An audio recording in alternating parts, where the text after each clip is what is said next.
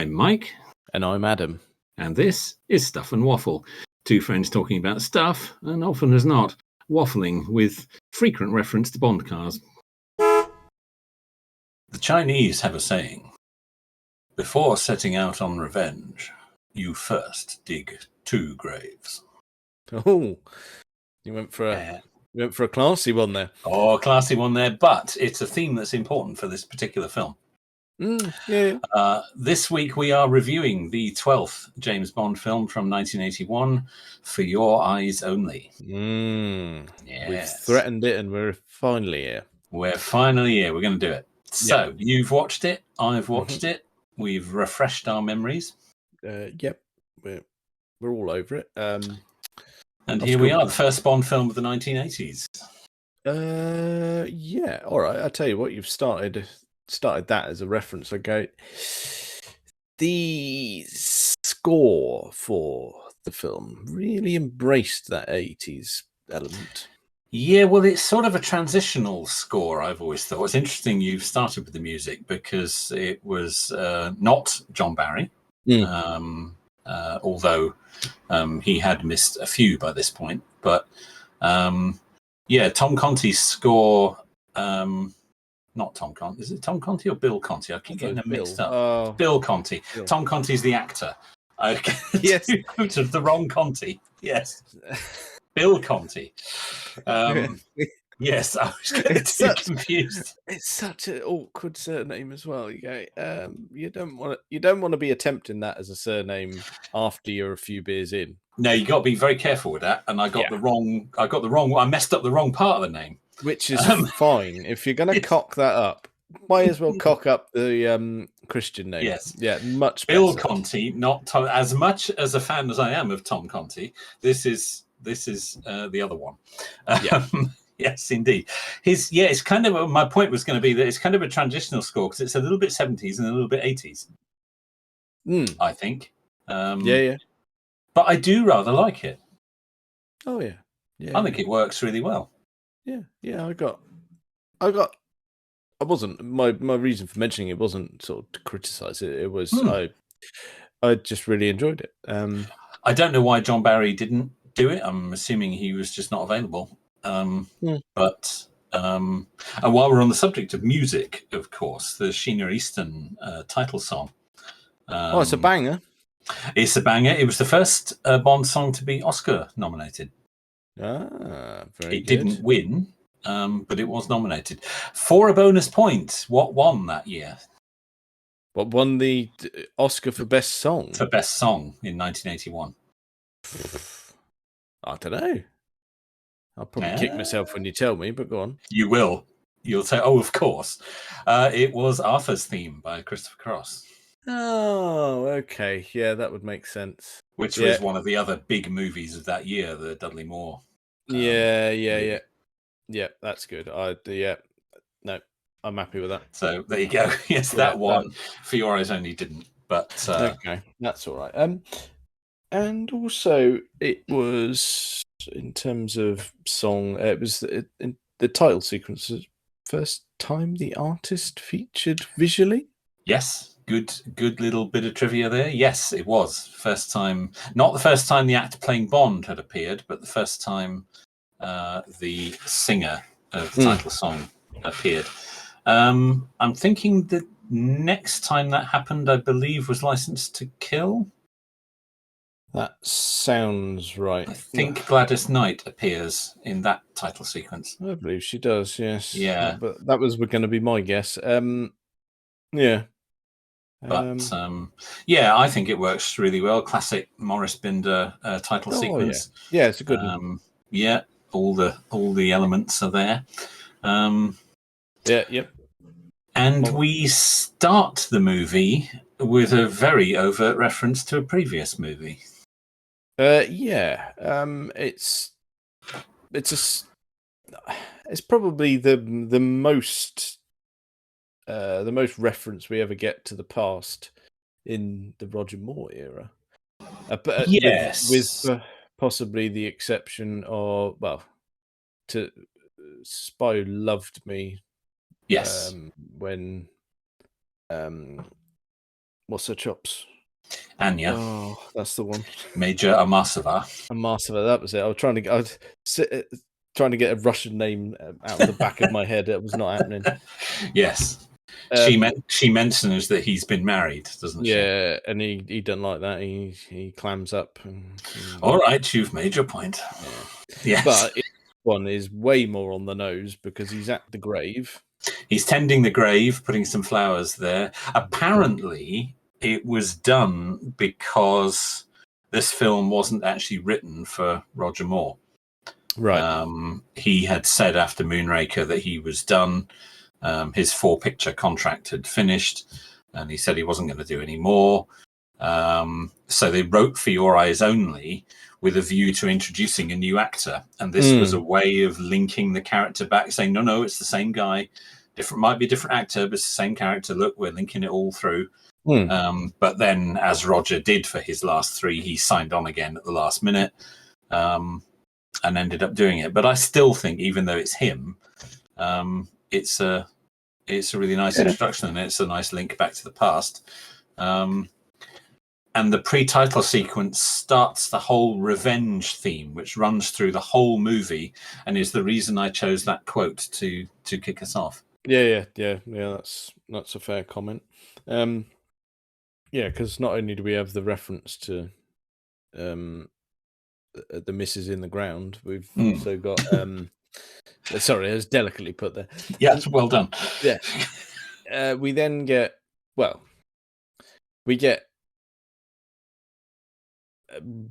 not a direct reference. It's never written down or spoken, but it's Blofeld. It's very obviously supposed to be Blofeld. We never... Yeah. Yes. It's Blofeld as he sort of would have been at the end of On Her Majesty's Secret Service. We'll skip over the fact that he looked completely different in Diamonds Are Forever.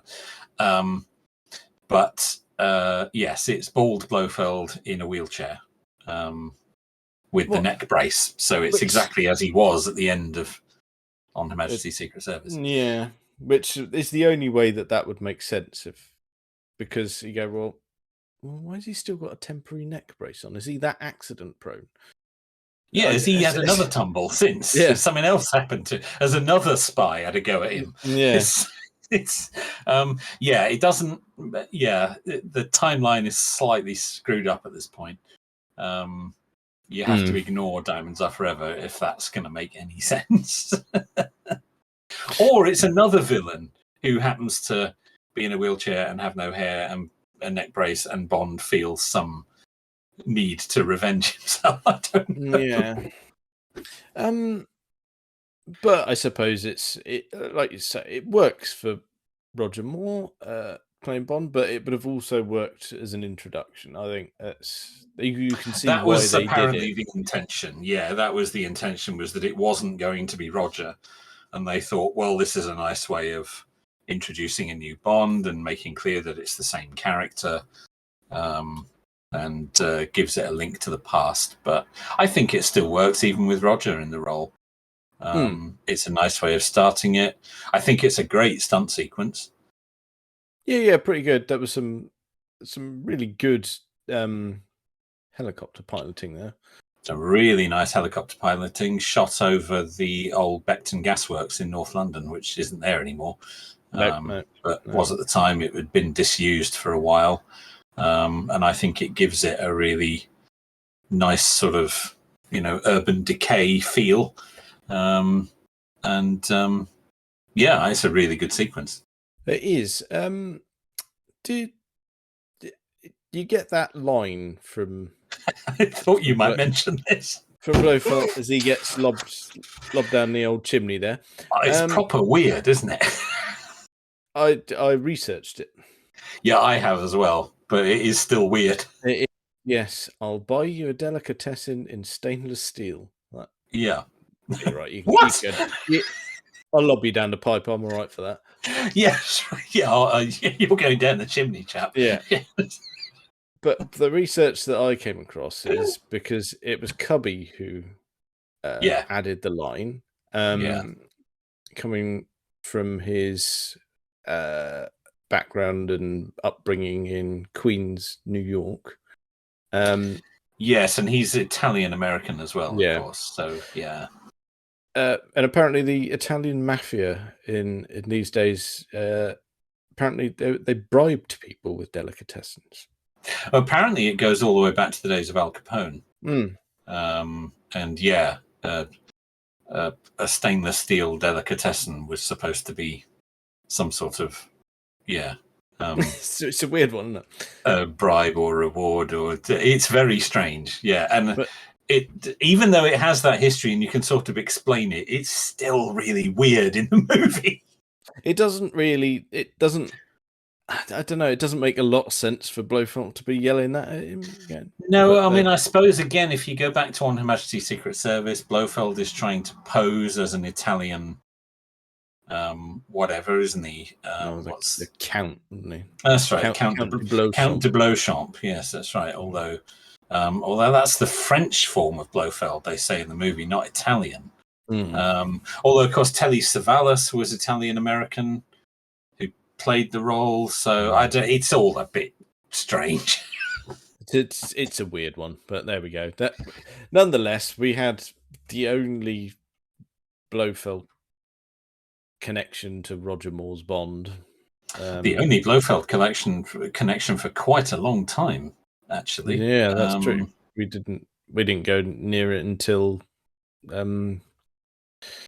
we got back to Daniel Craig, didn't we? Well, that's right. It was completely ignored for Moore, Dalton, and Brosnan. No mention of Blofeld at all. So it was the last kind of loose reference we have to him for quite some time. But there he goes down the chimney. I'll be honest. Before we draw a line under the pre-title sequence, if it was me, if I were Bond and the old vicar comes out and says they've sent a helicopter and it's an emergency, and they go, yes, it usually is. Yes. And there he is. Bond jumps in, starts strapping himself in, and then your chirpy little vicar looks over with the face of sin and does the old north, south, east, west. The sign of the crucifix. Yeah. I'd be getting out of the helicopter fucking sharpish. Well, it is a bit odd, isn't it? That vicar is dodgy. He is dodgy. Is he in on it, or was he really just relaying a message? Or that's a bit strange. And also, the helicopter is Universal Exports branded, which means if that's their cover organization, it's completely blown because the villain is obviously known enough to put the decals on the helicopter. It's not working for anyone there, is it? No, clearly not. That story is out. So, honestly, it is a really good sequence, though. I mean, there is no doubting the difference between Roger Moore and back projection and the actual stuntman aloft on the helicopter. It's and that was Martin Grace, I believe, was the stuntman doubling for Roger in that. Very sequence. Good. Who later went on to suffer horrific injury during the filming of Octopussy, but we'll come back to that when we review that film. But we'll get there. Martin Grace doubling for Roger, and his stuff is fantastic. Hanging off the skids of the helicopter and climbing around on the outside. Yeah, fair play. Really, really good stuff. And the helicopter work in that, and weaving in and out of the buildings and the chimneys, and impressive. all the bits of the old gasworks. I think it is a brilliant stunt sequence. Very happy with that. Yeah. And the bit I don't know if it's in the documentary on the DVD. The bit where the helicopter flies into the building. Yep. Apparently, the way they did that.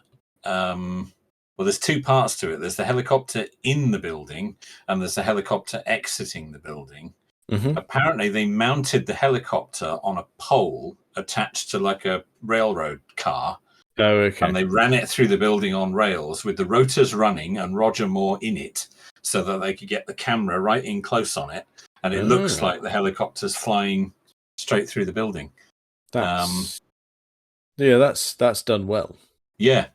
And then to exit, they used a foreground miniature to make it look like it was flying out of the building, whereas in fact it was flying past the building.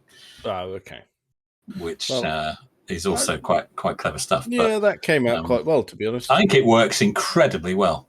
Yeah, I really do. For a pre-title sequence that are usually quite kind of throwaway, I think it's one of the best action sequences in the whole film. It is really good, and it really brings us back to doing it properly after Moonraker. Yes, I mean this film represents a sharp change in direction for the series, doesn't it? Following Moonraker, which apparently came from Cubby. He said we're not going to carry on down that route. We're going too far, and we need to come back down to earth. And I want a proper spy thriller, and I don't want all the gadgets, and I don't want all the nonsense. I don't want larger than life, overblown villains. I want a proper Fleming spy thriller, and I think that's what we get. Yep, we got that. We keep it really simple with the fact we got Cold War going on. We got the Russians ultimately wanting their hands on the goods. And it works. I think it works. I think it's got very realistic villains. There's nothing in it that's overblown or unrealistic. It's really down to earth. It is a proper spy thriller. Yeah. And it's kind of the first one we've had for a while. Yeah, I mean, you could all, like you're saying, it being a proper spy thriller. You can tie it all the way back to From Russia with Love and The Lecter. We've just got a modern version of that. Yeah, kind of a modern take on that. They take some nice bits from the. Oh, it actually wasn't a book, was it? It was one of Fleming's short stories. Yes, was For Your Eyes Only. But again, they pick some nice bits out of it. But I think the series needed to change direction at this point. I think it was the right call. Yeah, I think they got away with Moonraker. That was a good hit. But if they'd have carried on, that would have tanked. Yeah, it would. It would have taken them in a direction that just wouldn't have lasted, I don't think. And I think For Your Eyes Only sets a really good style for the movies that followed it. I think it perhaps helped that they didn't think when they were writing it that they were going to have Roger Moore. They weren't sure who they were going to have. But I also think that he kind of embraces the darker style, although I know he had a few problems with some of the scenes in this movie. Yeah, I know we've mentioned a few of those before, but we'll come on to those. But I mean, the only thing I would say is, while it's really good, and you could probably argue it's his best one. I think for me it probably is his best. Yeah, you can see that visually he's getting possibly a bit old for the role. Yeah, he's on the brink in this one. Yeah, he can just about do it, but again, they've given him a very young female lead. That's the problem, isn't it? Yeah. I mean, she was only, what was she, 23, 24, something like that, I think, Carol Bouquet. Yeah, you go, that's just not good. And although he doesn't do anything with her until the very end of the movie. Yes, with where the title of the film gets used horrendously. Well, yeah. Anyway, we'll come on to the ending, because there's lots to talk about with the ending. Yeah. Not that bit, fortunately. No, not that bit. But yeah, it was the last three of the Roger Moores all. Well, I suppose Octopussy doesn't, because they cast him against the leading lady who's the same age as he is. Yeah, that's more tolerable. You don't have to look away. That works fine, but this one's it's getting a little bit. With it, I'm not sure about that. No, not good. No, sorry, we won't dwell on that. No. So yeah, we sort of get back into the meat of the film that sort of sets the scene of what everyone's going to be after. Straight after the title sequence, we're right into it, aren't we? With the sinking of the St. George's, yeah. So we got the supposed fishing trawler, with all the top secret gubbins, and it's got the ATAC that everyone and their mum seems to want. That ship's a lot bigger than it looks on the outside. Yes, it's a bit TARDIS like that one. It is. And considering they've bothered to put actual fishermen on and do actual fishing, they are the most dense fishermen known to man. They go, we've caught a bomb. We could at any point turn off the net that's reeling it in. No. Well, he shouts at the guy and he runs away without turning it off. It's just... That's not going to help. No. Oh, dear. There's... I've got nothing on that. It's just that's stupidity that's caused the entire issue. They've not employed the brightest fisherman to operate the upper side of that vessel, have they? No. Absolutely ridiculous. But there we go. That big spiky thing hits the ship. Yeah. Yeah. Big old gusher. Yes. That sinks. Sinks like a stone. Yeah. Although I have to say the sequence of it sinking, particularly the view from in the control room, that's actually quite brutal for a Bond film. There's guys getting electrocuted, guys getting crushed by things. There's a guy over in the corner screaming.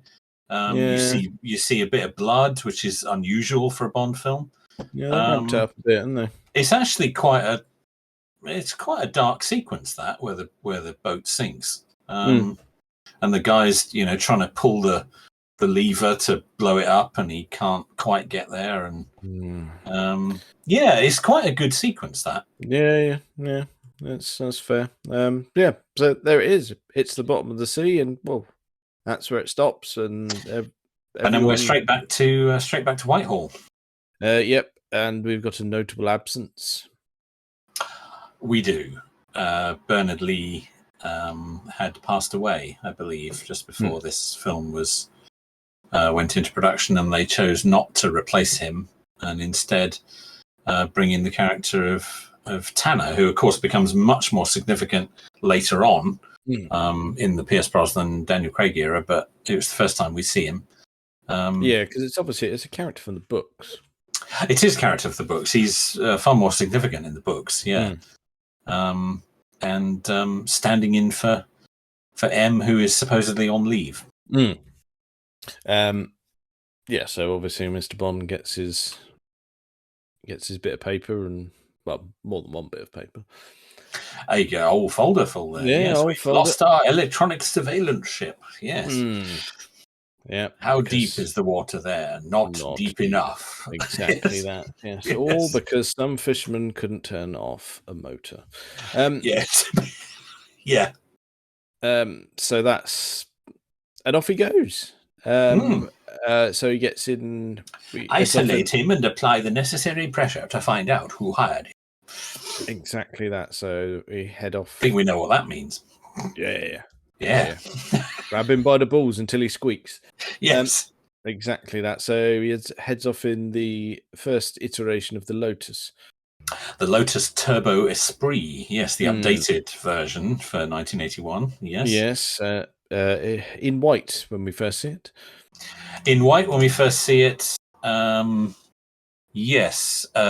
OPW 634W is the first one. 654W. Sorry, I had a slightly blurred photograph. That's right. Yes, OPW 654W with the full burglar protection system. Yes, that really comes into its own. Yes, it does. But nice little bit of Mercedes action there as well. Oh, there's quite a lot of Mercedes actually, isn't there? Quite a lot of Mercedes. Yeah, there is actually. There's 3 or 4 different Mercedes in this. We'll point them out when we see them. But the villain is briefly seen, or one of the villains is briefly seen in this. It's a 450, I think, isn't it? Oh, let me just look. Because this car has a scene all its own later on. I do apologise. It's not. It's a 280. Right. Okay. It's a 280 SE. Is the car we're talking about at the moment? The silver Mercedes Saloon. I know the one. Yeah. We see. Yeah. And we see a dodgy-looking character who we don't know who he is yet. No, we don't. He remains anonymous in the short term. So yeah, there's a bit of snooping around. Then Bond gets collared, doesn't he? He does. He's not as stealthy as he could have been there, I don't think. No, awful. In fact, actually. Yeah, pretty crap, to be honest. Yes. Yeah. So there we go. He really lets himself down a bit there. Yes. Yeah, they know precisely who he is as well, so that's gone well. Yeah, they do, don't they? They look at his gun and just know who he is, which is a little bit tricky. But yeah. So that all happens. Then we've got Matey Boy says, right, well, go and deal with him. I'm going for a swim. yeah. And his swim is a bit short lived because he's had an arrow right in there. Yeah, that's going to sting, isn't it? Yeah. So that gives Bond the opportunity to escape, and antics ensue, and we end up with a. Oh yeah, you mentioned the burglar system. That comes into its own at this point. It does, because he finds the person who fired the arrow, likes a bit of that. Yes. Drags her off to his vehicle, only to find that there's a grotty henchman trying to have his way with it. Kaboom! Yeah, bang. Yes. Well, I hope you have a car. She does. She does have a car. Yes. Yes. And it's one that's it's earned its place in Bond history, isn't it? It really has. The little yellow 2CV. Yeah. No one expected that. No. And it's kind of a light moment in what is a fairly serious film. Yeah, but I don't think they don't make it overly light, do they? No, it's okay. It's not, it works. It's not comical. No, it works. And you could probably argue, actually, it's probably the better vehicle for these tiny little windy roads. Well, I can't see the Lotus having fared too well on all those twisty little lanes. No, well, certainly better than the were they the Peugeot 504s they were being chased with? Peugeot 504s with those ones with the wonky boot. Yes. Yeah, that's fine. Yeah, that's right. Yeah, don't worry about that. Yes, they keep up with the Citroen quite easily. But it does have a maneuverability that they don't. Yeah, I mean, in fairness, they would have been well away if they'd managed not to tip the bugger over when that bus blocks the road. They could have been gone into the low road. Yeah. Not that low. Yes. Yeah. So that's... Yeah, they have to roll that bad boy back over and don't mind if I drive, do you? Yes, and then we get everyone's favourite line. Go backwards, forwards quickly. Oh, yeah. Go backwards, forwards quickly. Yes, good, yes. What does that... What are you talking about? What are you on about? Was that her way of saying, go on, do a cheeky J turn? Yeah. I don't know. I don't know. I don't know what they were getting at with that line. If I'm honest, slightly strange, that isn't it? Yeah, I guess she just means just move in any direction. Don't just sit here. But they had only just come to rest, having rolled down a hill. Yeah, odd one that, but there we go. And she grabs the gear shift off him and throws it, as it turns out, into reverse, which is perhaps not the most helpful thing she could have done. But no, she thinks she's helping. Gets some out of it, doesn't it? But it's quite an amusing sequence, and then the whole love of driving the country and all of that. Oh yeah. Through the olive groves. Which is just as well, because I can't stand olives, so the more of them they destroy, the better. Okay, that's a bold statement. It's true. Oh dear. Grotty little things. No. You just haven't had the right ones. Well, that could be true. Every one I've had so far has been utterly revolting. Oh dear. Well, no, we're down some sort of olive rabbit hole. Let's not do that. We've gone off there. Yeah. So yes, an amusing little chase sequence there that leaves one Peugeot upside down and the other one up a tree. Yes. We haven't been properly introduced. There he is again, classy as ever. Oh yes. Yeah. So where are we going from here? We end up in a more snowy climate from here, don't we? No. We next see them. They're in a little cabin, where he delivers the line. In fact, that I used at the top of the podcast. Oh yes, you did. They just have a little chat. Yeah, I do. Olympic has a flight at 11. He's getting her out of the country. That's it. Yes, I recall. Yeah. Cool.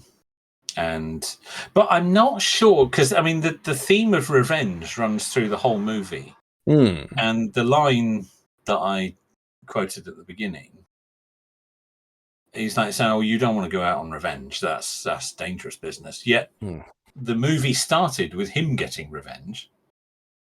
She's already got revenge on the guy who actually killed her parents.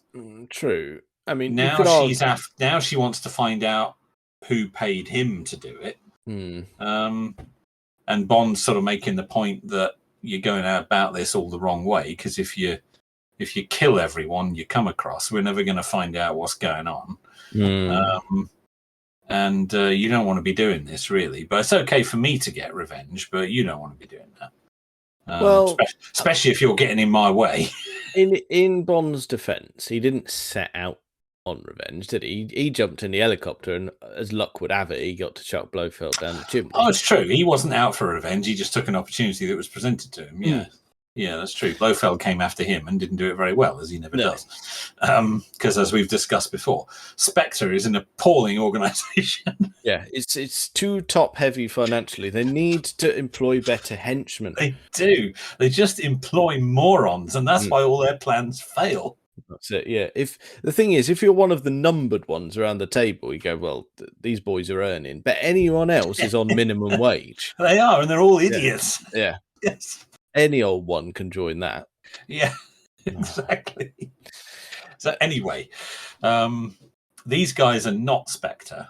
No. That was a sort of red herring at the beginning, but it's a slightly odd little exchange between her and she's obviously out for revenge for the people who killed her parents.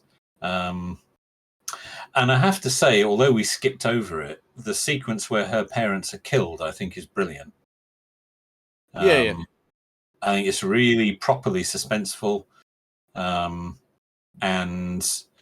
I think the close-up on her face at the end of it, that is, although it's a very visual thing, is actually straight from the book. Okay, cool, yeah. Because Fleming describes Melina as the girl with eyes like ice on fire, which is a wonderful Fleming phrase. Yeah. And I think the close-up on Melina, I think it kind of captures that, and I think that works really well. Again, it's quite a dark sequence. Again, you see blood, and the death of her parents is the violent death of her parents is a really strong sequence. It is, yeah, like that. Well, for all the wrong reasons. Indeed, yes. Yeah, but it's well done, and like I say, it matches the tone of the rest of the film. It's all a bit different, isn't it? Yeah, it is. So it's not long now before we have to encounter possibly the most irritating character in the film. You don't mean Luigi, do you? I don't. You don't? Okay. No, BB gets on my tits. Oh, BB. Yeah, okay. More than the bloody parrot, if I'm honest. Well, yeah. She is. Yeah, she is quite an irritating character. I'll give you that. Yeah. Yeah. It's And but at least they managed to draw the line at that of him not just giving in and going, yeah, go on then, let's have a go. No, he does sterling work resisting her. Yeah. Mind you, there's not even much though to in resist. reality she was actually only a couple of years younger than Carol Bouquet, but Yeah, it is the character. Bloody annoying. yeah, she is annoying, and I suppose she's supposed to be. Yeah. Although quite what Christatos is doing with her, we don't need to look too deep into that. Yeah, let's not dwell on that dirty and little bugger. That is hinted at. Oh, it is towards the end, isn't it? Yeah, it is. She references it and go, "No, that he's a bit too old." I know what you want, but you're too old for me. Yeah. That's her line in the sand, is it? Bloody hell! Apparently, yes. She was all right with things up till then. Oh dear. Yeah, strange relationship there. But I do like Julian Glover as Christatos. Yeah. Well, really good. Proper actor, that one. Though, proper actor. An actor who was considered for Bond himself at one point. But was deemed too old by the time an opportunity came up. But yeah, probably right, to be honest. Yeah, but a fine actor. Also appears with Pierce Brosnan in the Fourth Protocol. Fourth Protocol, yeah, very good. Very good. Yeah. Connection there. Oh, yes. Well, we have another Brosnan connection in this movie, but it's a little further on. We do. Mind you, there's sort of quite a lot of famous faces cropping up, but we'll probably get to that when we get to the other Brosnan connection, actually. Yes, I think we will. Yes, because there is another. Yes, I know what you're referring to. We'll come on to him. But yes, so where are we? I've lost where we are. Well, I jumped straight to BB being bloody annoying.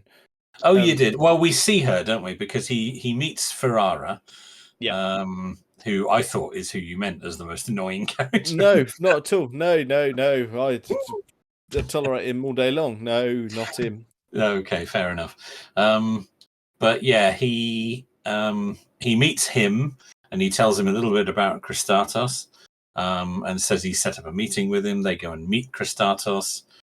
He tells him all about Columbo. Not that one. No. Just one more thing. My wife's a big fan of yours. No, not that one. No. That's we'll review that a different time. That would have been a strange turn of events. Yes, if we'd have got that Columbo, okay, well, hang on. That would have just been weird. No, we get a greasy one instead. We do. I mean, that's not disrespectful. He is quite greasy. He is. Yeah, that's true. But he's supposed to be. Yeah.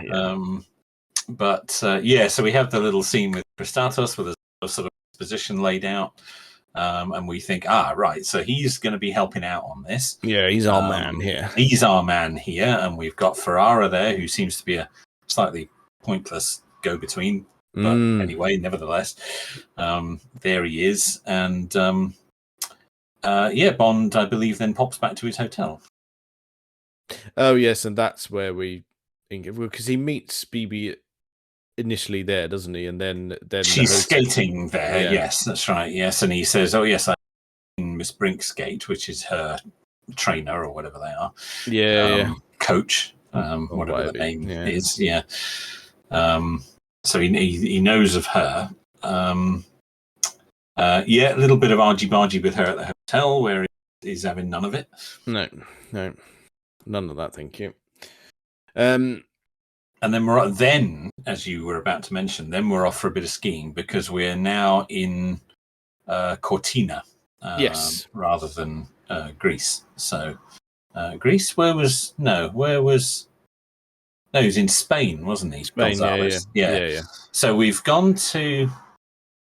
And this is a point I'm going to come back to, is the time scale here, because it has a point later on that I've been thinking about. So the St. George's sinks. Minister of Defence is told about it. They bring Bond in, tell him about it. He goes off to Spain. He then... in fact, we skipped over the scene with Q, because he then goes back to London. Gets told off for allowing Melina to stick an arrow in the guy they wanted to question. Oh, yes, we forgot about Q and his magical computer. That's right. Goes down to see Q, and I see you've got Lotus back together, and then the magical computer that can draw faces, cutting edge stuff, and they identify a banana. Yeah. Yes. Yeah. That. Yes. Oh, and the lips. Oh God. Yeah. Anyway, identifies him as a bit of a nasty bloke. He then, and the Greek police or the Greek Secret Service think that he is at this moment in Cortina. So then he goes off to Cortina. So we've been in 3 different countries to this point.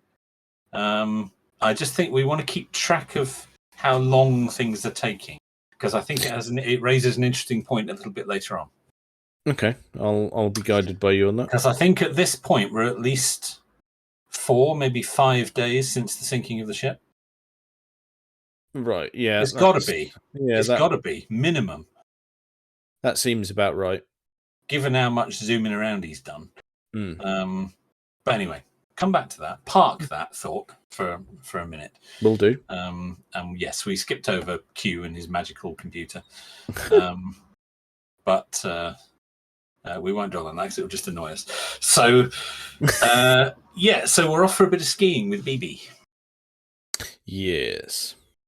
And we're introduced to one of the other villains, Mr. Kriegler.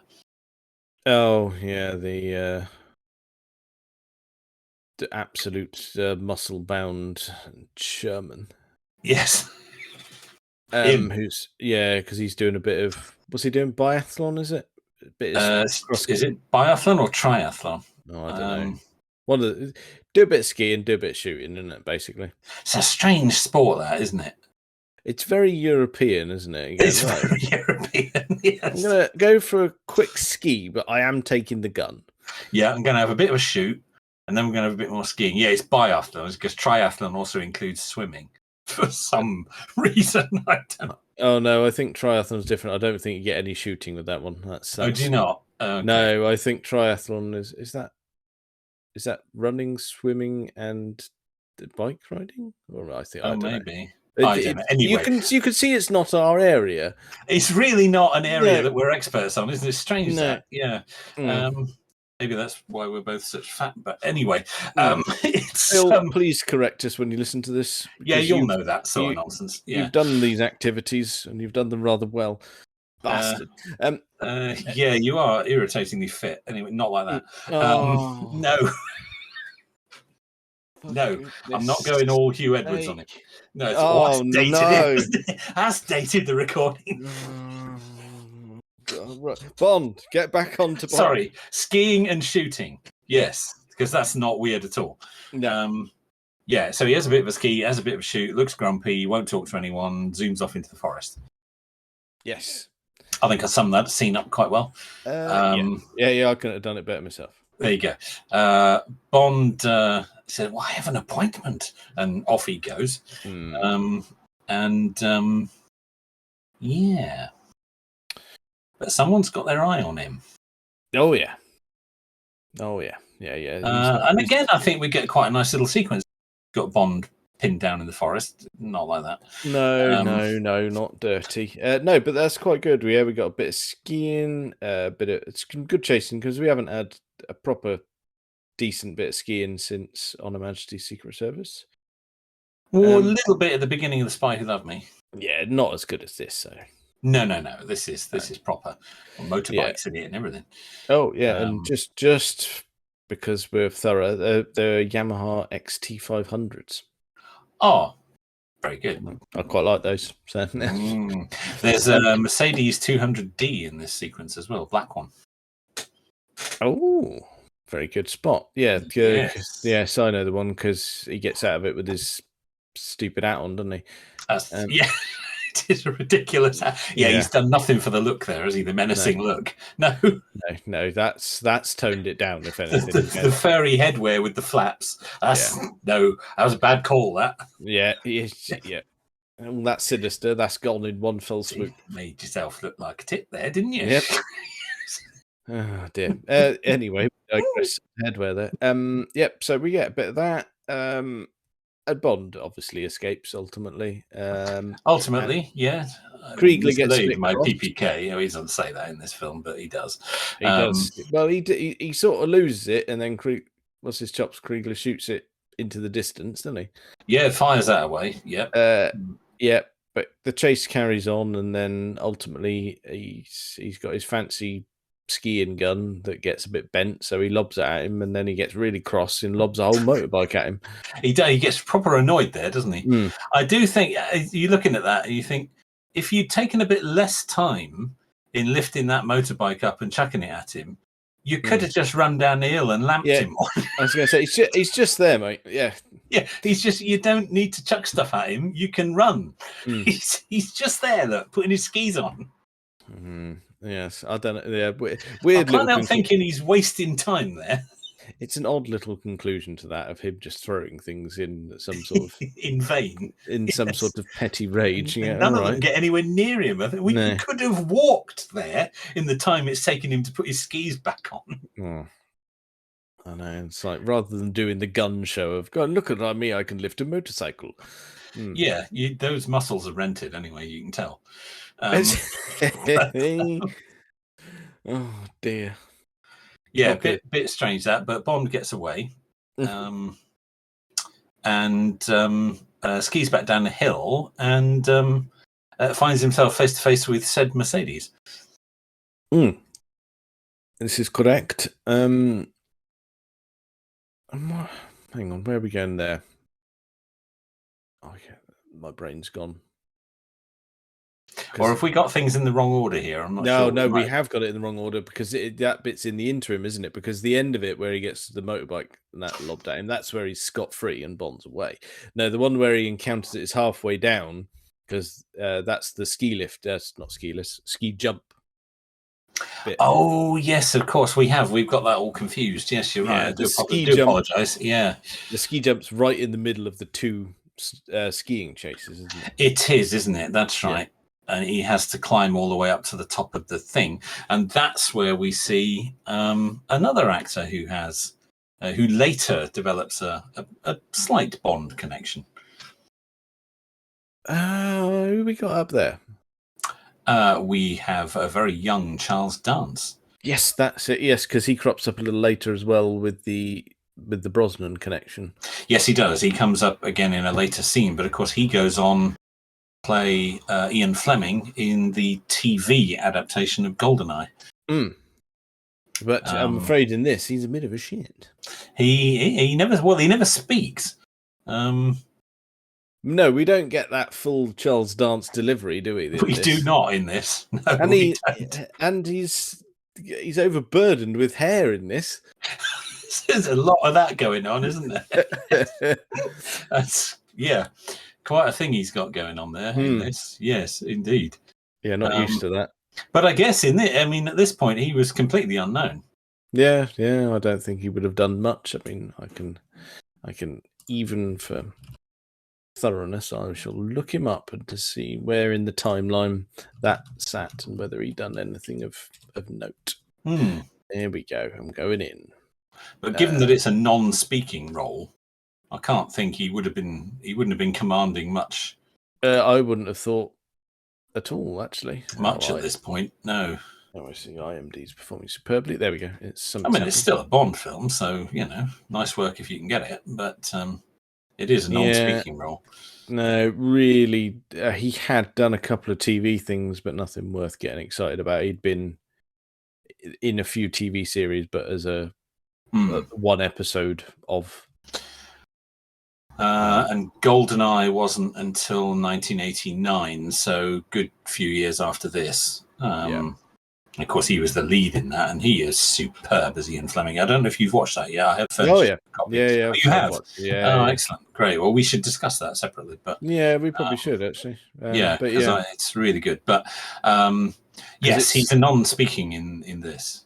Yeah, because looking at the timeline here, it was after GoldenEye, there was it was just he started building pace, and then he was in Alien 3, Last Action Hero, and then it all started to. That's where the snowballing began, and early days here, early days. But nevertheless, any role in a Bond film is a pretty good thing to get. So, no messing. Yeah, very good. So, and he is in multiple scenes. So, anyway, they chase Bond up the big pole. I don't know what it's called. Skiing thing. I don't know. It's still there, isn't it? Because Harry Metcalf visited it recently in his Turbo spree. It's a proper Olympic. Well, at the time, it was a proper Olympic grade. It was built for the Olympics. Yeah, that's right. Ski jump. So Bond skis down it, although of course sticks right out because he's Bond and he ain't got the right skis. He's got the wrong skis, which are branded, so easily identifiable. He won't take his mask off. He sticks out a bit there, but nevertheless, skis down there. Charles Dance sticks the elbow in, doesn't work, jumps off the end, knocks the guy with the gun down, goes twang through the bunting, and we're off again. And that's where we ended up with bent barrels and lobbing things. Yes, I got the sequence in slightly the wrong order. Yes, it's fine. Yes. Yes, it's easy to forget again. Well, actually, it's got two big chases, isn't it? It has, and they're both very good. Yes, indeed. Oh, excuse that additional beer. There we go. Very good. So, where are we going next?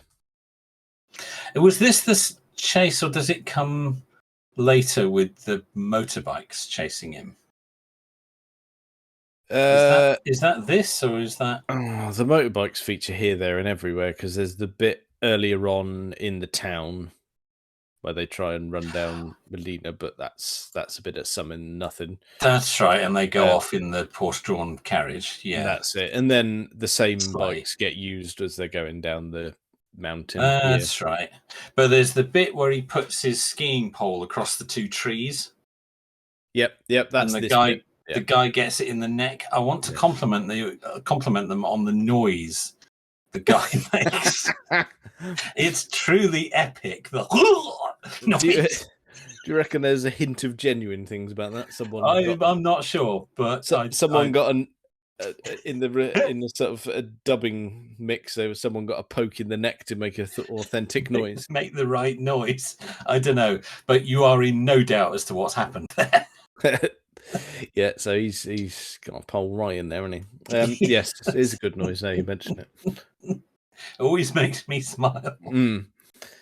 Yeah, but that's where it all. A point.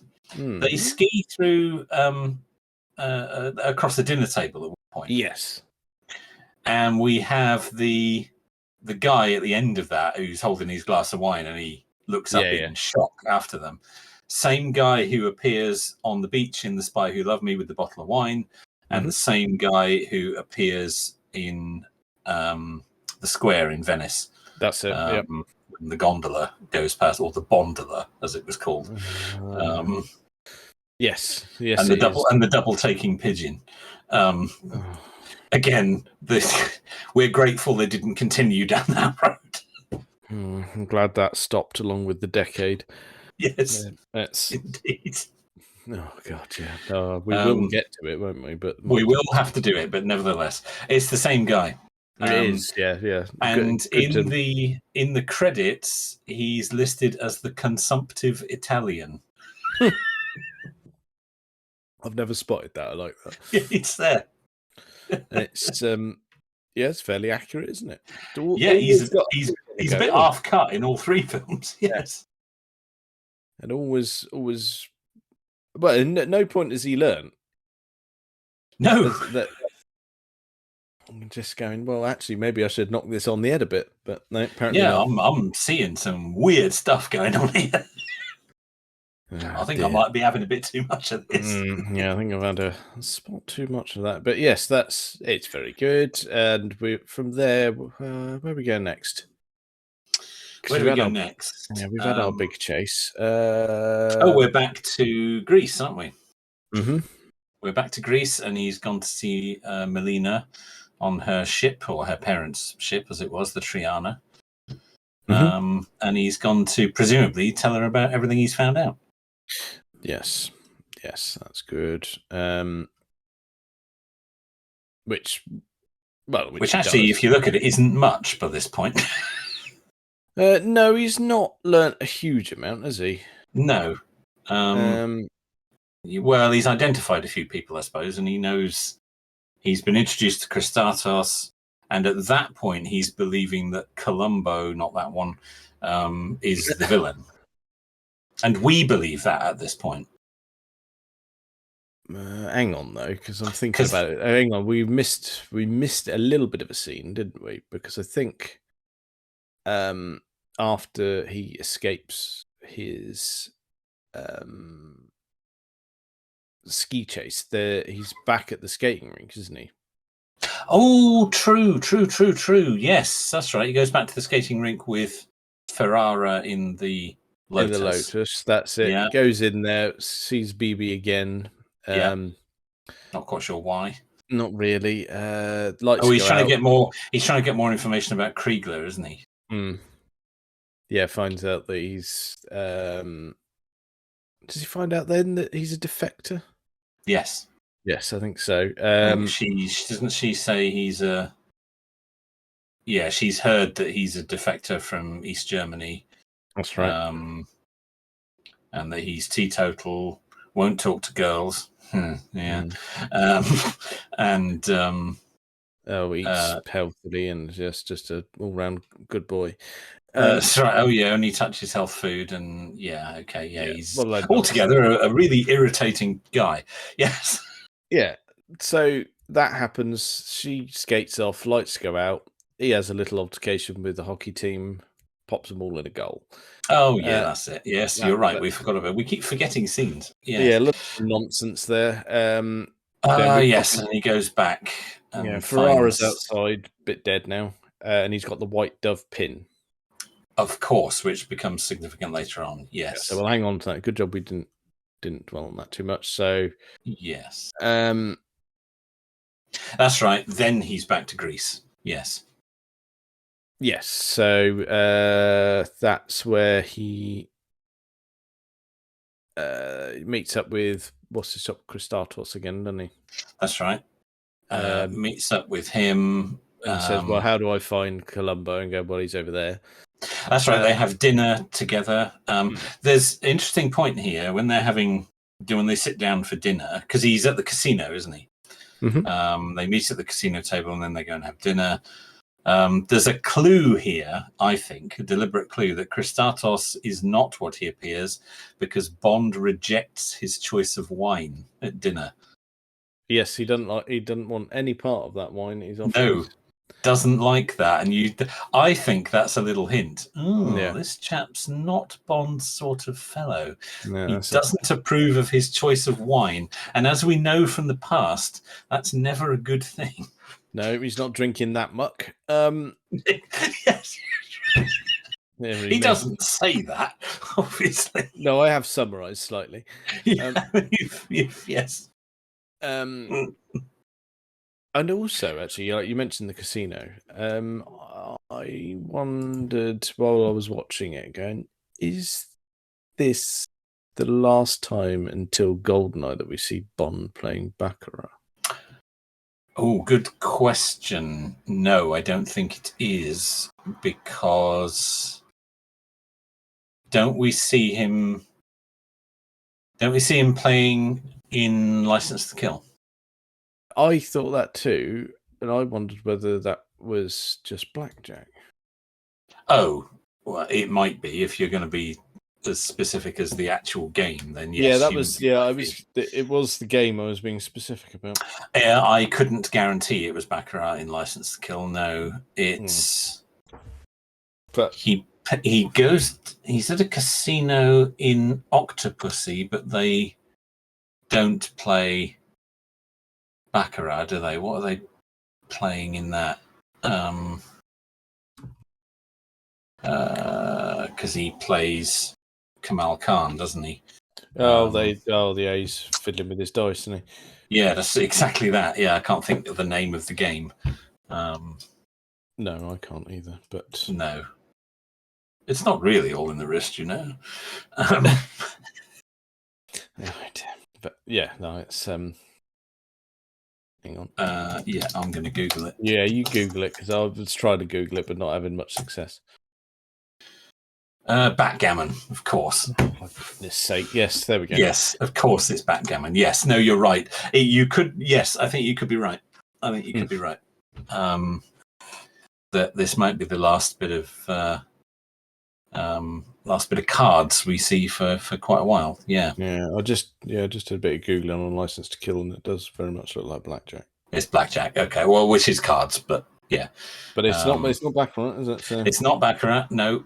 So there we go. That's right, because Christatos makes a reference to "I play a little shemmy" in reference to chemin de fer. So yeah, that would be consistent with that. Yeah. Yes. Okay. There we go. Sorry, I digressed a little. But yes, I think there's an interesting little hint there when Bond rejects his choice of wine for their dinner. Yes. Because they order the same food. He said, "Oh, an excellent choice. I'll have the same." But Bond rejects his choice of wine, even though he said he'd like it because it's from his home place. Yes, I think that's a bit of a poke in the eye, isn't it? You're not sure about this guy, so you're not going to drink his wine. That's right. No, you can keep that. Yes. Yeah. So he points out Columbo. He's right over there, and he's sat with his countess. Ah, yes, indeed, yes. Who he hasn't got many good things to say about. But yeah, indeed, there they are. But we are perfectly safe. He will do nothing in his own place. And there's Columbo, played by Topol. Yep. It was an excellent bit of casting, I think. Yeah, one of my favourite characters in the whole thing. Really good, really charismatic actor, and really plays it well. Yeah, nice little scene now where he's telling him all about him, and they change the candle at their table, which Bond looks suspicious at. Yep. Oh yeah, because ultimately that's just because they're recording the conversation. It's got a tape recorder in it, which I think Bond suspects. Yeah, he's not daft, is he? It might have been recorded. Yeah, indeed. Which is why I think Bond doesn't really say much. At dinner, and then we see Columbo listening to that tape recording, and then there's a little argument between him and his good lady. Yep, all very staged. No one's believing that for 1 second. But this may be an opportunity. This may be a trap. Well, yes, but he's not going to turn that down, is he? So, but we're still not sure at this point who's who, are we? No, we're not. But Bond gets the eye from the Countess. And I guess it's time to just mention her. Yes, Cassandra Harris. Cassandra Harris, or to use her married name, Cassandra Brosnan. So there's our Bond link right there. And I believe Mr. Brosnan went with her when she went to do the filming. He went with her to Corfu, I think it was filmed in, and met Roger and met Cubby, and sort of got his first introduction to the world of James Bond. And I think it was at that point Cubby thought, yeah, he could work. yeah, that's well, and he wasn't wrong, was he? No. I watched an interview recently with Pierce, and he mentioned Cassandra getting the role in For Your Eyes Only, and how delighted they were, because it's a Bond film. Oh yeah. And apparently that and him doing the TV series The Manions of America, those two things combined paid the deposit on their first house in London. In Hammersmith. Yes. Their first house together as a married couple. The deposit came partly from For Your Eyes Only. That's quite cool. She later, of course, very sadly passed away, but that was a long time after this. But Yes. yeah, so Mr. Moore gets the eye from her and goes after her. And, take my car, ask the chauffeur to come back for me. And off they go, with Melina sneaking around in the casino. Yes. Yes, not utterly subtle, if I'm honest, but yes. Not really. And off they go in the Rolls Royce, Silver Shadow 2. Yes. Because we're into the 80s era of the big rubber bumper on European cars now. So. Yeah, definitely a bit of that. So yeah, off they pop, and a bit of flirting and consuming and hanky pankies. And do you notice her car when they arrive? Chalet. Oh, I don't know if I recall actually. We never see it doing anything, but it is parked in the carport as the Rolls Royce pulls into the driveway. You're gonna have to furnish me with the information there, because it's another Mercedes SL. Oh, is it nice? Yes, it is.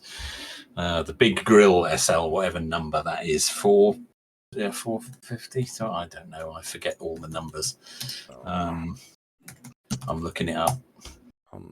450 SL. Is it Bobby Ewing one? Yeah. Oh, this is the R107. That's it. Yeah. R107. Yes, there's a bronze-coloured R107 under the carport at her chalet, which she actually makes a reference to the following morning. If you recall, when you're ready to leave, you can take my car, and it's the SL. Okay, cool. I hadn't. A car spot that you hadn't made. Very good. No, I like that. Yes. Yeah. Next time you watch it, you spot it. It's just in the corner. I will. Don't you worry. Yes. I'm going to have a right old rummage. But nice little scene with her. Learns a little more about Columbo. Then the following morning, scene on the beach. Yes. Where she doesn't come off best. No, because you've got what's his chops, Locke, and was it Charles Dancer's? Was he called Claude? Something like that. Klaus. I think. Sorry, not Claude. Yeah. Klaus. He's credited as called Klaus, although he never speaks. That's it. Yeah, I knew it was something daft, but yes. So he ends up with an arrow in the back. And the biggest issue that I've found is that those beach buggies are not quiet. No, they're really not. No, well, they're VW Beetle engines, aren't they? You can hear an old things. You can hear an air-cooled engine coming, and she runs into open space, and at the last minute turns around and gasps rather than jumping to either side. And it's a little bit contrived, that, isn't it? Yeah. That could have easily been avoided. Yes, especially as Bond tells her not to run off. Yes, because when she does start running, he tells her to come back. Because he can protect her if she's with him, but not if she goes off running on her own. That's it. Yeah. And although he fires at the beach buggy, it hits the beach buggy, but it misses the driver. Yes. Yeah, Locke does not get a bullet in the back of his head. So, sadly, no, indeed. So she is no more. She is no more. Bond gets captured. But as it turns out, things are not all that it seems. Wonderful scene between him and works really well. Yeah. Him and Columbo is most excellent. Because it's good chemistry there on his yacht. And basically, all things are not as it seems. Columbo isn't the shit. It's Christatos. Yep. Well, they're both villains, but no one's tremendous. No, I smuggled gold, diamonds, pistachio nuts, but he lays it all out, and it turns out that we've been rooting for the wrong one. That's it. Yeah. So they ultimately end up working together. They go head off to Albania. This is our 5th country so far. Yeah. Again, coming back to the timeline, we're at least a week now since the sinking of the ship. At least a week, maybe more.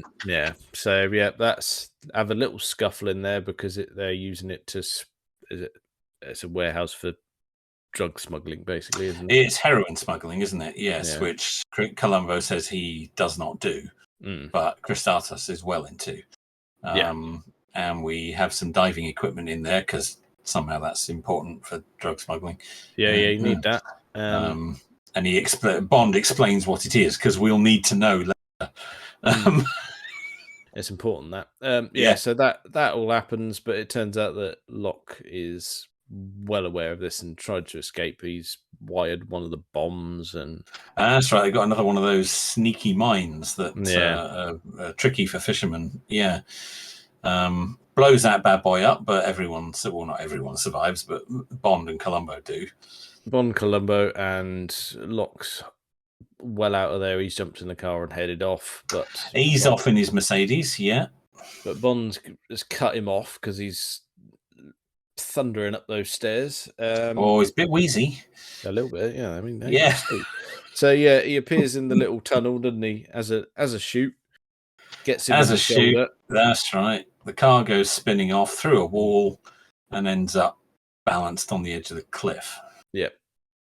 So they've and Locke for the first time doesn't look quite so smug and menacing. No, not quite as chipper now. No. So he's there teetering, and Bond pulls out the white dove pin that he got off of Ferrara. That's right, which he's obviously been carrying with for quite a while now. Lobs at him. He's changed outfits several times since he got hold of that, but nevertheless.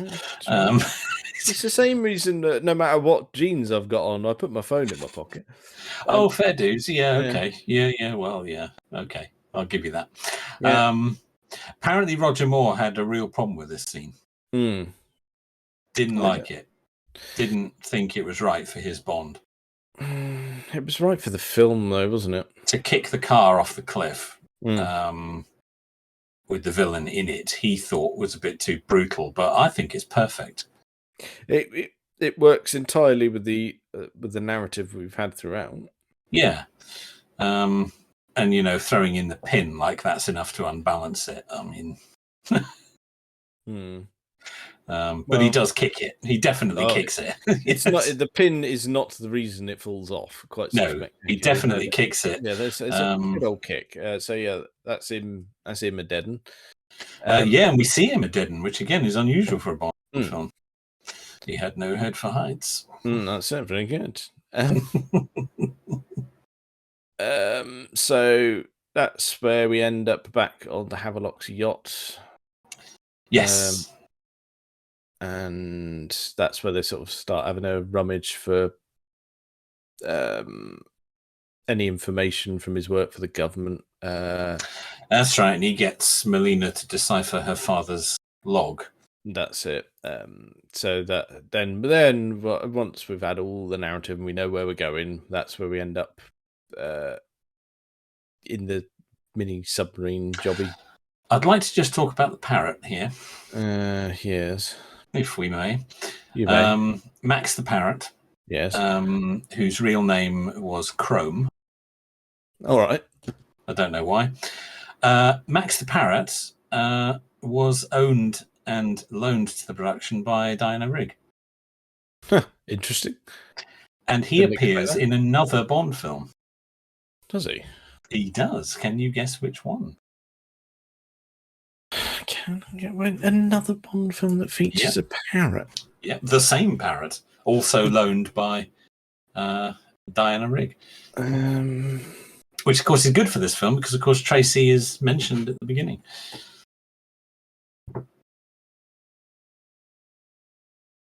Oh, in the kitchen at the safe house that's not very safe. Yes. Living Daylights. Living Daylights at the Bladen Safe House. Yes. Yes. The same parrot. Shittest safe house ever. Ever. Yes. Indeed. Mm. Yeah, apparently John Glenn thought it was kind of cute to have the same parrot Like there that. as well. So Yeah, he had a word with Diana Rigg and got her back. Apparently, the parrot also appeared in The Pink Panther Strikes Again with Peter Sellers. Okay. There's a parrot in one scene in that. All over the place. That parrot's earning better than we are. Yeah, it probably is. Yeah, probably. He already had a better acting career than George Lazenby. Well, he's been in more Bond films. Exactly. Oh dear. Right. Just thought I'd mention Max the parrot. No, like that. Yeah, give us a kiss. No, we're getting there. We're getting there. So down they go. Down they go. Submarine to go and find the St. George's. Yep, find that. Not an issue. They've got their special suits on. They can only be in those 8 minutes because it's got some weird concoction of air and nonsense. And helium or something, or whatever it is, why they're not all talking in squeaky voices. No idea. Bond says speak only when necessary and then proceeds to rabbit on about every little thing he's doing. Yeah. Just narrate that just to be sure. Yes. Yeah, and basically we have a really crap little squabble underwater, if I'm honest. It is a bit pants, and this is where I've been building up to with the timeline. Because that ship's been down there, I think if we're honest, it could be up to 10 days at this point. I mean, at an absolute minimum. Given all the whizzing around that there has been. Yeah. Oh, the bodies floating around in that control room don't half look fresh to say they've been in seawater for 10 days. Oh, they are super fresh. Let's be honest. That's going to be grim in there by this point. I'm no expert about corpses, but I think one's been underwater are going to be a bit on the old bloaty side. Yeah, yeah. Those guys look like they've only been in a couple of minutes. I mean, obviously they had only been in a couple of minutes. Well, yes, obviously it's shot in a pool at Pinewood, but yes, but yeah, I get what you mean, but I suppose they can't be too. No, they can't, and I know it's a more realistic film, but yeah, if they'd been accurate on that, well, I think they just struggled to get an 18 certificate on it. Yeah, it's a bit much. That. Yeah, bodies do not stay like that in seawater. No, rough. Yeah. So crap squabble. It's a bit of a pants scene, that isn't it? Really, it's a bit of an anticlimax. It is a bit rubbish because they have a little squabble in their diving suits. Then he has his head blown up in the one who's wearing the big fat suit. Oh, he puts the big ticking thing on his head. Yeah, that's right. And, yeah. Oh, it was the detonator for the ATAC, wasn't it? Yes, it was. For some reason, the lever wasn't pulled. Yes. Oh, I didn't know you were a detective. Genius. The fact that it's still in one piece is a clue. Tit. Yep. Then and it looked like it was still transmitting because they knew it was down there. Oh dear. Then we got the squabble moves up to submarine level of squabbling. Again, that's crap as well, if I'm honest. Oh, with Timmy Mallet and his little BP machine. Yeah. Yeah. So we get a submarine. He presents no sinister threat whatsoever. Not great that. No. But yeah, that's fine. But there we go. Bond and Melina, they got an ATAC, off they pop. They get scooped out of the water by a yacht, only to find out that Christatos has been a bit of a shit. He's commandeered the old Triana there. Yeah, yes, that is now, and as is the ATAC, that's been had away. And then, as every Bond villain known to man, they are, rather than killed on the spot, let's have a bit of fun with this. Oh, the old variation of the keelhaul, which is from the book, actually. The sort of punishment or their attempted death is from the book. Yeah. We do find out in this sequence that he is intending to sell the device to the Russians. That's right, yeah. So that ties that all together and why we've got General Gogol at the beginning. Yeah. So that's it. They get flung about in the water a bit. Tried to get sort of turn into bait for the sharks. That's right, but they got a sneaky way out of that. Yeah, Bond's already halfway through the rope. Then once they duck under, and magically Melina has already ditched that diving gear from way back. May I mention a little bit of trivia here at this point? I don't know if you know about this or not. You might do.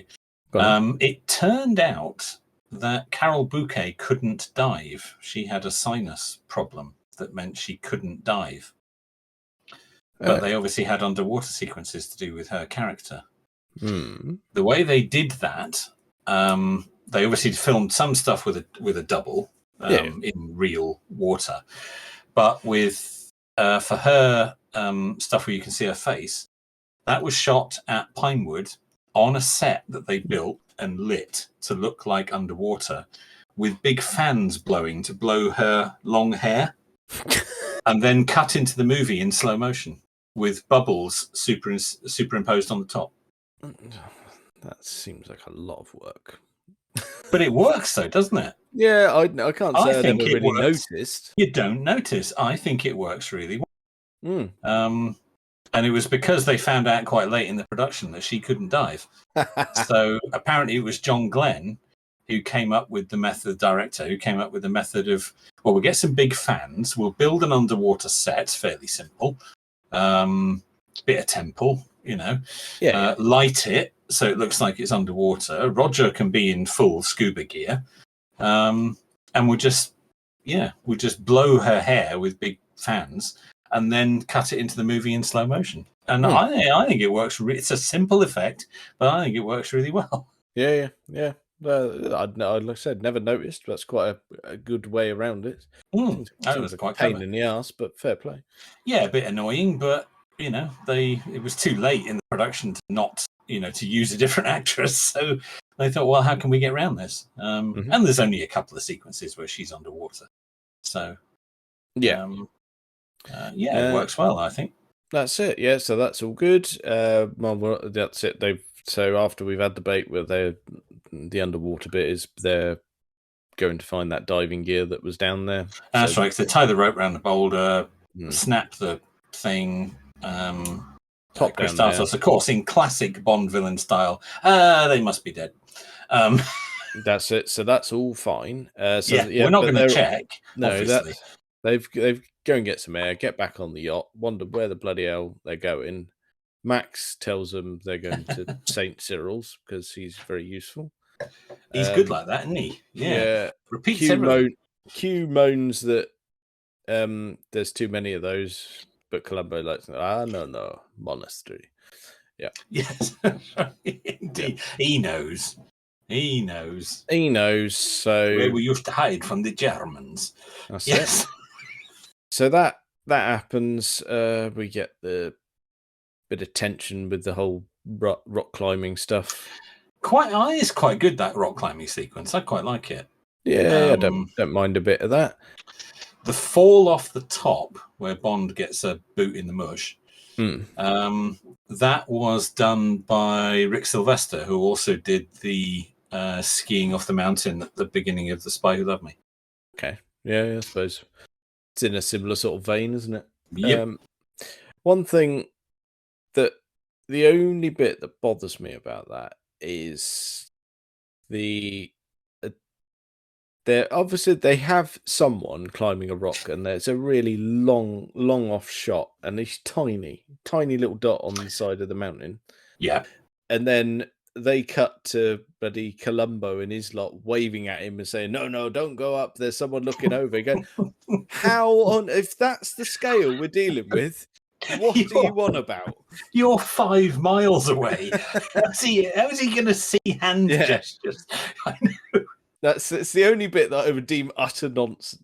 Yeah, you're right. They had a lot of trouble with that sequence. You've probably heard the stories about this because it was a real monastery on top of the mountain. Yeah. But the monks didn't want them filming. They didn't approve of James Bond, and they didn't want them there. And they were like hanging out, washing and draping sheets over the roofs of the buildings and just doing things to try and ruin all the shots and getting in the way and putting up banners and all kinds of things. And the Bond production went to the town, the mayor of the town, and said, you've given us permission to film up there, but these guys are getting in our way and causing trouble and stopping us shooting. And apparently it's like 100-year-old debate that's been raging in this tiny little village where they had to decide who owned the monastery, whether it belonged to the monks or whether it belonged to the town. And they finally had to decide this issue in court after all these decades. Oh, for goodness sake. And apparently there was a load of people in the town that were ready to go up and like throw the monks out because they were really pleased to have a Bond film shooting in their little town. Yeah. And they were getting quite fed up with the monks who were, and there's some still shots you can get behind the scenes stuff where you can see the buildings all draped with washing and sheets and, the monks all getting in the way. So they could only film it from certain angles. So a lot of the shots that they were trying to get, they couldn't get. So I wonder if what you're describing is a function of the fact that they actually were quite restricted in what they could film. Entirely possible, yeah. I mean, who knew that you're going to be dealing with rowdy monks? Well, who'd have thought? Yes, exactly. But they caused no end of trouble. There were certain days when they couldn't shoot at all. Plus, as it turned out, Roger Moore isn't good with heights, so that was tricky. Even getting him up a ladder was a bit difficult. Yeah, it's a bit of a no. But it was Rick Sylvester, who is actually quite a short man. So it was interesting you mentioned, he looked quite little. He was quite a small guy, or is. I don't know if he's still with us, but I guess he is. But I better look him up, because if we get a fact like that wrong... Yeah, you better do that. Yeah, so, we have that. Bond gets up there, then gets kicked off, then goes up there again, and it's that all happens. But no gadgets used there, though. I like that. No gadgets. No, places to climb back up the rope. I thought, that's clever. Yep, that's good. I liked that.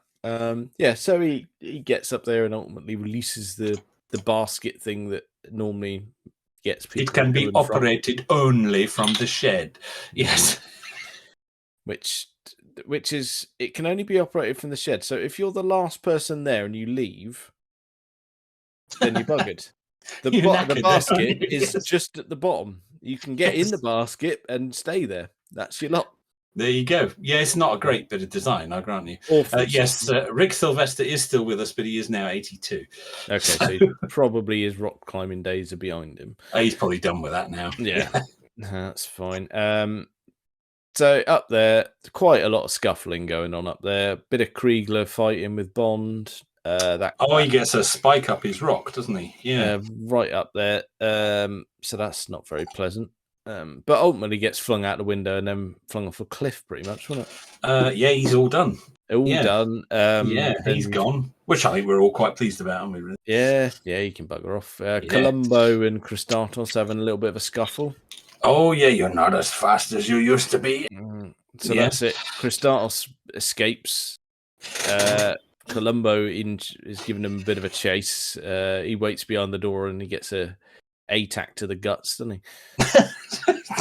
He does. Gets a handle right up the... Yeah. So that all happens. Then we get full circle for your revenge stuff right there. There you go. Well, be prepared to dig those 2 graves. Although I don't quite know what he's on about, because... We're all done here, really. We're all done. Christatos is on his knees. He's quite a distance from her. He's got a little flick knife. She's got a crossbow. He's not got the winning... No, he's not a threat, but we don't have to worry about it. Columbo deals with that anyway. He does. Knife right in the back. Knife in the back. Bosh. Yeah. And then Gogol appears in his little Russian helicopter. He's had quite the journey. Yeah. So that goes well, because after all that, he and all this toing and froing, the ATAC gets flung off the fucking cliff. Yeah, that's right. Yeah, that's détente, comrade. Yes. Okay, right. So we've gone through the whole film there, and the thing that everyone wanted, you just lobbed off a cliff. You don't have it? I don't have it. Yes. I think that's a strange choice. Didn't your boss want it back? Yeah, true. It's but I wouldn't say it's anticlimactic. I think it's very Cold War. It is very Cold War, and Gogol stops his henchman shooting Bond. Niet. And that was and very Gogol important. finds the whole thing quite amusing. Yeah, that thing you say about the henchman, that's important because you never want to escalate it. No, you don't. And he clicks the gun like he's about to fire at Bond. And Gogol stops him. As you say, that's quite important.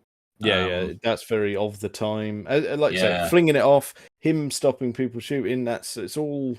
Everyone knows how to play the game.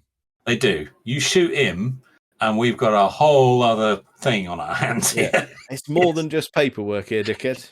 Yeah, that's right. You are going to escalate this into a full international incident. Yeah, so you do not machine gun the British top spy over this. Which officially I'm probably not even supposed to be here. So yeah, quite. So that's all not good. No.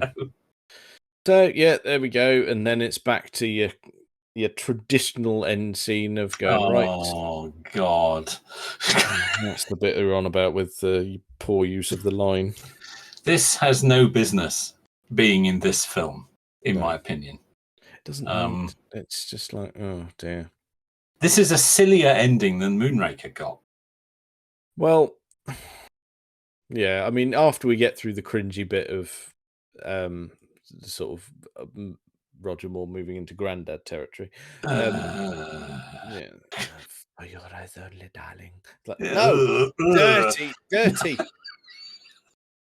Yeah, no one wants that. But then we end up in, I don't know. We've got Q trying to connect everyone together because the Prime Minister would like to talk to Bond personally.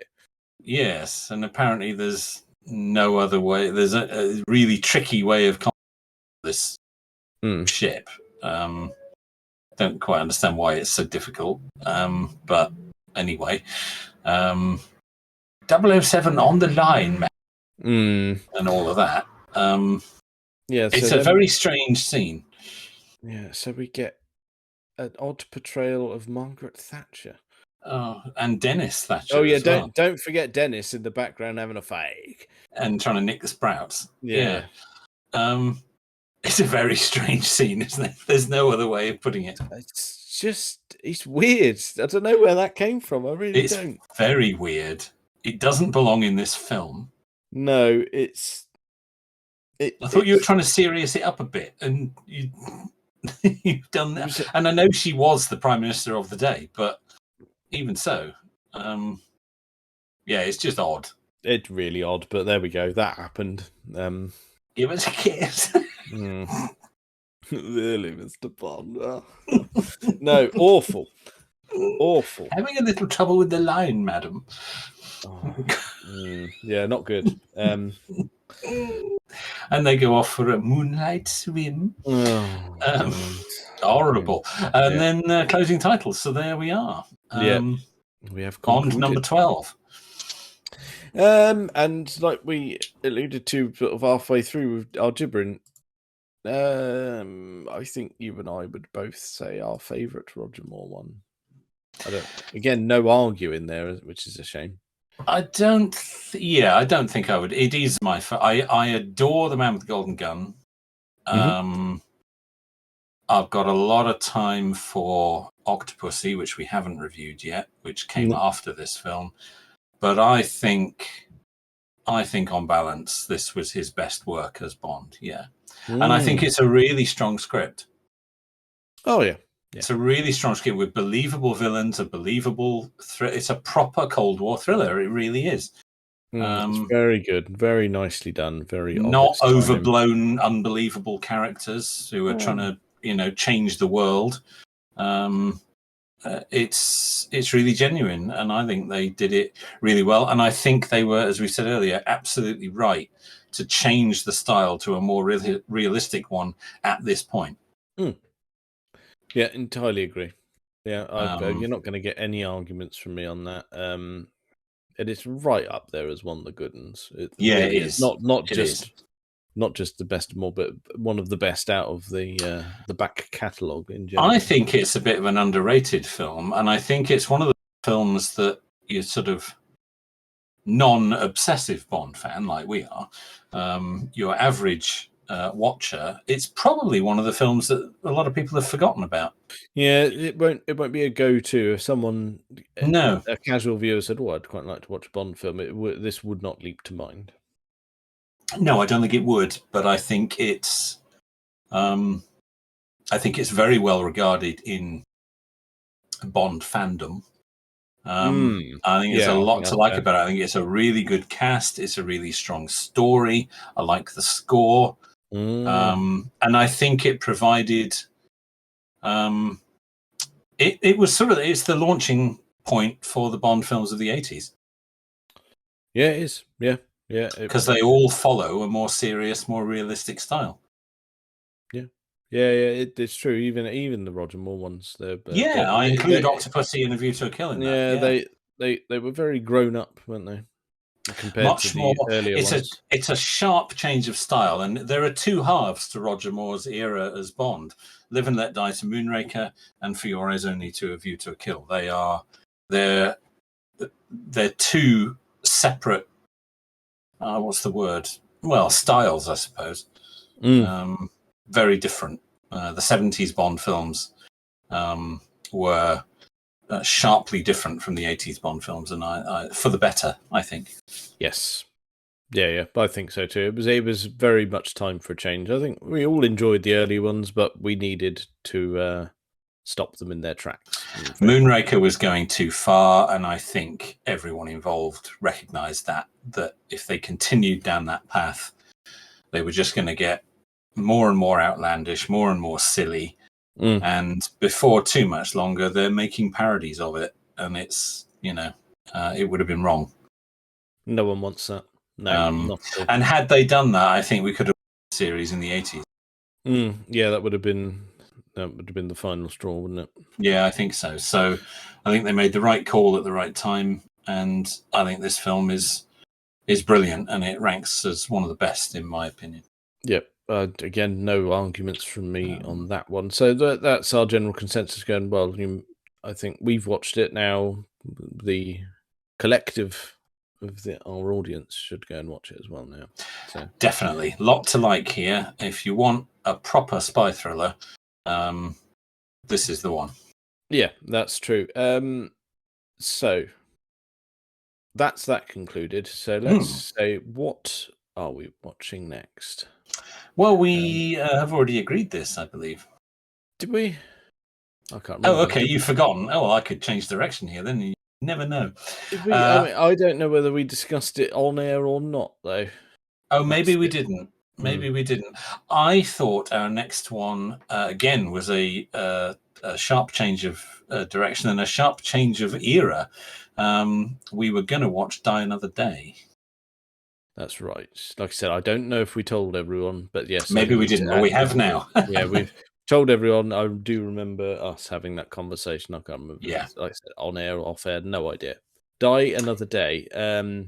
Yeah, we're 20 21 years? 21 years, in fact. Yes. Yeah. 21 years into the future, so it's a big change. Yeah, a couple of Bond actors on. Yeah, a couple of Bond actors on. We're the last of the Pierce Brosnan era. Very, very sad. We'll have a crack at Die Another Day. We will. We're going to see if it's as crap as we remember. I think our opinions are going to be a bit different than they were about this one. Yes. Yes. We're now into the era of movies that we will have seen at the cinema. Yes. When they were new. Yeah. And I know I've said it before. I was a bit young for Your Eyes Only. Die Another Day is still the Bond film that I've seen the most in the cinema. Saw it an unnecessary amount of times. I think... Ooh. Is that true for me?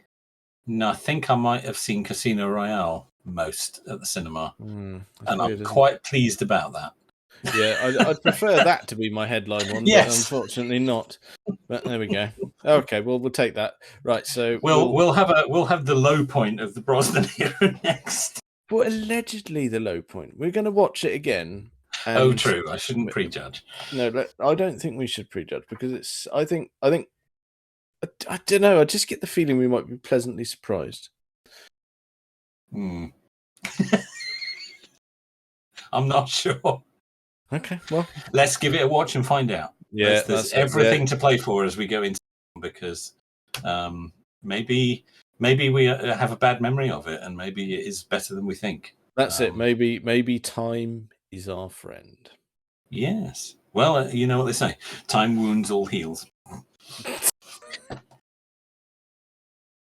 Well, I think that's probably enough of that for this week. Check us out on all the various social medias and things.